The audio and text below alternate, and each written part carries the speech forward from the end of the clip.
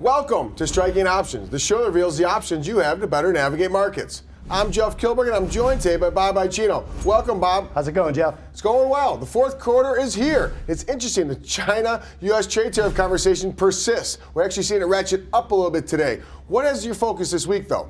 Well, obviously that. I feel like a broken record, but the 8 Chinese tech firms that are being threatened to be put on a blacklist by the Commerce Department, it's really taken that sort of tariff tension higher. And in addition to that, this week we're seeing a lot of Fed speak. Fed Chairman Powell is going to be a busy man this week, correct? Yeah, and less dovish than we've seen lately as well. We've seen a little bit of some doves turn to mild hawks. Well, it'll be interesting to see, but let's get this first lightning round. You ready? I am ready.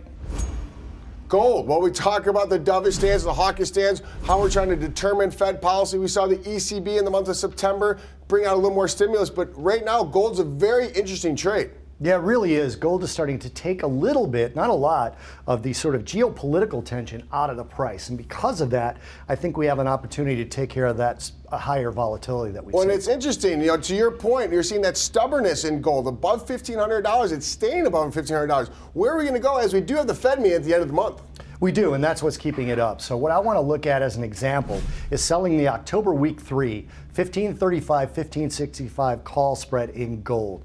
Now the selling of this call spread allows an investor to collect about $400. Call spread expires week 3 on Friday, October 18th. I think this makes a lot of sense. Here we are about 2%, that 1535 level. It's about 2% out of the money right now as we're seeing the December futures, the underlying futures contract trading around 1508. But the at the money vol, about 15, pretty elevated. Yeah, pretty elevated. And again, I think geopolitical tension comes out, but the economic tension kind of holds steady and the vol comes down. Well, I like it, Bob. And please remember, these are trade examples, not trade recommendations. Let's move into the second lightning round, pal. Let's move in.